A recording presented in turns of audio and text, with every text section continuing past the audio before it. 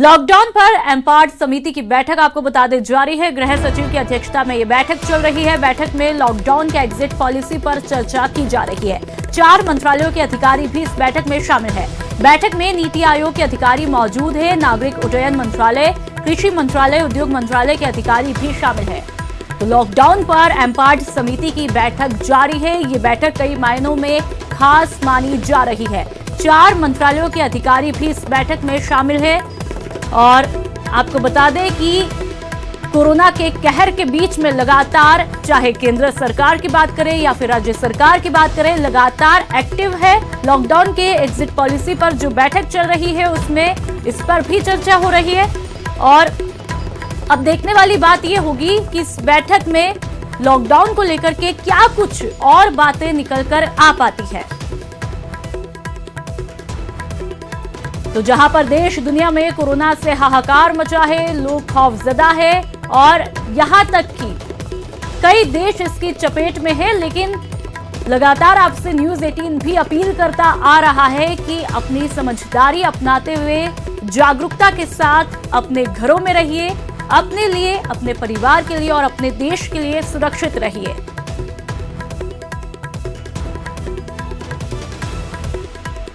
तो इस वक्त की अहम खबर, लॉकडाउन पर एम्पार्ड समिति की बैठक जो है वो चल रही है। गृह सचिव की अध्यक्षता में ये बैठक हो रही है। और चलिए, दुनिया में कोरोना से 70,554 लोगों की मौत हुई। अब तक 12,87,381 लोग संक्रमित हो चुके हैं और अब तक 2,71,950 लोग ठीक भी हुए।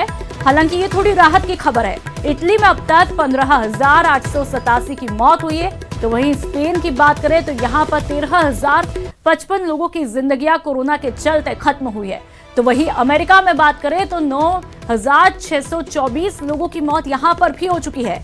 फ्रांस में बात की जाए तो 8,078 लोगों ने वहां पर दम तोड़ दिया है, जबकि अमेरिका में 3,36,906 सबसे ज्यादा मामले यहां पर देखने को मिल रहे हैं। तो हर कोई कोरोना की चपेट में है। कोई भी देश, चाहे अमेरिका जिसे कि सुपर पावर माना जाता है, उसने भी कोरोना के आगे घुटने टेक दिए। देश में कोरोना मरीजों की संख्या 4,281 हुई। हम भारत की बात करें और अब तक 3,851 एक्टिव मामले हैं। अब तक 111 लोगों की मौत हो चुकी है। तो वहीं अब तक 319 लोग जो है वो स्वस्थ भी हुए हैं। तो यदि भारत में बात की जाए तो महाराष्ट्र में सबसे ज्यादा मामले देखने को मिल रहे हैं। यहां पर जो केसेस है उनकी संख्या कुल 748 हो चुकी है। तो लगातार आंकड़ों में इजाफा देखने को मिल रहा है, लेकिन ऐसा नहीं है कि इन आंकड़ों पर लगाम नहीं लगाई जा सकती है। लगातार कोशिशें की जा रही है। चलिए आपको बताते हैं कि कोरोना संकट के बीच केंद्रीय कैबिनेट ने 2 अहम फैसले किए। पहला ये कि सांसदों की सैलरी में 30% की कटौती की जाएगी। ये कटौती 1 साल के लिए होगी। कैबिनेट ने एक अध्यादेश को मंजूरी दी है। केंद्रीय मंत्री प्रकाश जावड़ेकर ने इस बात की जानकारी दी। उन्होंने कहा कि राष्ट्रपति और उपराष्ट्रपति ने भी स्वेच्छा से अपने वेतन में 30% कटौती करने की अनुशंसा की है। और दूसरा ये कि 2 साल के लिए सांसदों को सांसद निधि का पैसा नहीं मिलेगा। जी हां, 2 साल में हर सांसद को 10 करोड़ रुपए मिलते थे, यानी कि वित्तीय वर्ष 2020-21 और 2021-22 के लिए एमपीलैड का पैसा अब नहीं मिलेगा। तो कुछ कड़े फैसले किए जा रहे हैं, लेकिन ये फैसले सिर्फ आपकी और हमारी सुरक्षा के लिए हो रहे हैं और पूरे देश की सुरक्षा के लिए। तो लगातार सरकार जो है इन फैसलों के जरिए काफी एक्टिव दिखाई दे रही है। एमपीलैड को अब 2 साल के लिए स्थगित किया जाएगा, यानी 2021 और 21-22। और हर सांसद के जो 2 वर्ष के सांसद निधि है वो 10-10 करोड़ रुपए वो भी देश के कंसोलिडेटेड फंड में जमा होंगे। सांसदों की 30% तनख्वाह 1 साल भर के लिए कम होगा। सभी सांसद 30% का एक तरह से कट ले रहे हैं। स्वयं प्रधानमंत्री, मंत्रिमंडल के सारे मंत्री और सभी सांसद, इन सब ने अपने वेतन का ही 30% एक साल न लेने का फैसला एक सामाजिक उत्तरदायित्व जो है, देश के प्रति हमारा जो कर्तव्य है, उसकी भावना को बल देते हुए उसके लिए ये निर्णय आज किया सर्वसम्मति से। देश के राष्ट्रपति, उपराष्ट्रपति, सभी अनेक राज्यों के राज्यपाल और इन सब ने भी स्वेच्छा से अपने तनख्वाह में 30% कटौती करने का लिए पत्र दिए हैं।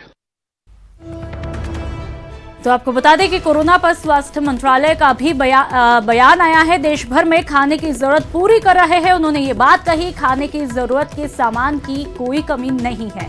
1000 करोड़ से ज्यादा की रकम राज्यों को दी जा चुकी है।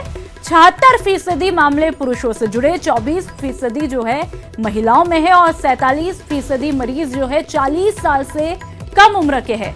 तो 24 घंटे में कोरोना से 13 लोगों की मौत हो चुकी है। कोरोना के 1445 मरीज जो है वो तबलीग जमात से जुड़े हैं। तो 5 लाख टेस्टिंग किट का ऑर्डर भी कर दिया है और 8 अप्रैल तक 2.5 लाख तक जो है टेस्टिंग कर दी जाएगी। तबलीग जमात के 25,500 लोगों को क्वारंटीन भी किया जा चुका है। तो वहीं हरियाणा में 5 गांव को सील कर दिया गया। जमात से जुड़े 1750 विदेशी जो है वो ब्लैकलिस्ट कर दिए गए हैं। फैसिलिटीज को सेटअप करने के लिए कल एक डिटेल्ड गाइडलाइंस भी जारी की हैं, जिस गाइडलाइंस के तहत हमने मुख्यतः साइन और सिम्टम्स और जो सस्पेक्ट केस है उनको कैसे अर्ली सेग्रीगेट किया जाए उसके ऊपर हमने विशेष जोर देके एक्सप्लेन किया है। साथ ही हेल्थ मिनिस्ट्री ने कोविड पेशेंट्स के ट्रीटमेंट, डायग्नोसिस, क्वारंटाइन के दौरान जनरेट होने वाली वेस्ट की हैंडलिंग, ट्रीटमेंट और डिस्पोजल से संबंधित भी एक गाइडलाइंस जारी की है। लॉकडाउन के दौरान स्ट्रेस और एंग्जाइटी को मैनेज करने के लिए भी मंत्रालय ने आम जनता के लिए कुछ इंफॉर्मेटिव वीडियोस अपनी वेबसाइट पर अपलोड किए हैं। मेडिकल ऑक्सीजन कोविड-19 के मद्देनज़र एक बहुत ही क्रिटिकल आइटम है। इसका पर्याप्त मात्रा में पूरे देश में आपूर्ति बनाए रखना बहुत ही ज़रूरी है। ये नेशनल और WHO दोनों की लिस्ट में एसेंशियल आइटम घोषित है। इसका प्रोडक्शन, मैन्युफैक्चरिंग और पूरा सप्लाई चेन लॉकडाउन मेजर्स से एग्जेम्प्ट है।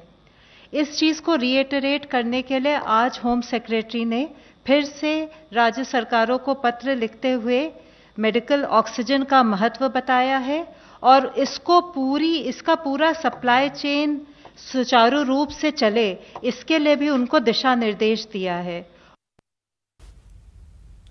और चलिए अब आपको भारत में कोरोना के 10 हॉटस्पॉट दिखाते हैं। देखिए, दिल्ली के निजामुद्दीन से लेकर के केरल के कासरगोड तक भारत में कोरोना के 10 हॉटस्पॉट।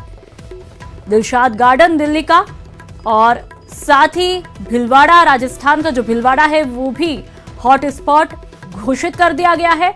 तो वहीं गौतम बुद्ध नगर जो कि यूपी का है वो एरिया भी हॉटस्पॉट घोषित कर दिया है। इसके अलावा यूपी का मेरठ, जहां पर एक तरह से कहा जा सकता है रेड अलर्ट कर दिया है। तो वहीं महाराष्ट्र में मुंबई, जहां पर हम देख रहे हैं कि लगातार आंकड़ों में इजाफा हो रहा है। और अगली बात करें तो राजस्थान के जयपुर का रामगंज इलाका, जी हां, जहां पर एक साथ कई कोरोना पॉजिटिव मरीज मिले। तो वहीं गुजरात का अहमदाबाद भी हॉटस्पॉट नंबर 8 घोषित कर दिया गया है। उसके बाद बारी आती है केरल के कासरगोड की। तो ये एरिया भी जो है वो भी रेड अलर्ट यहां पर जारी कर दिया है। तो वही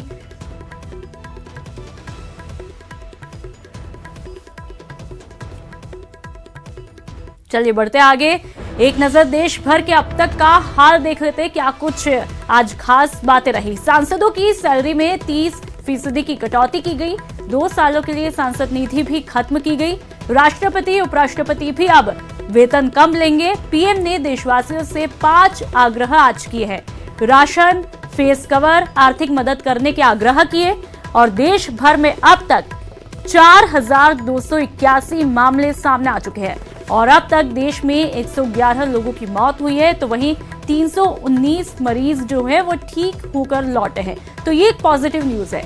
राजस्थान में अब तक 6 मौतें हुई, तो वहीं प्रदेश में 288 से ज्यादा मामले आ चुके हैं।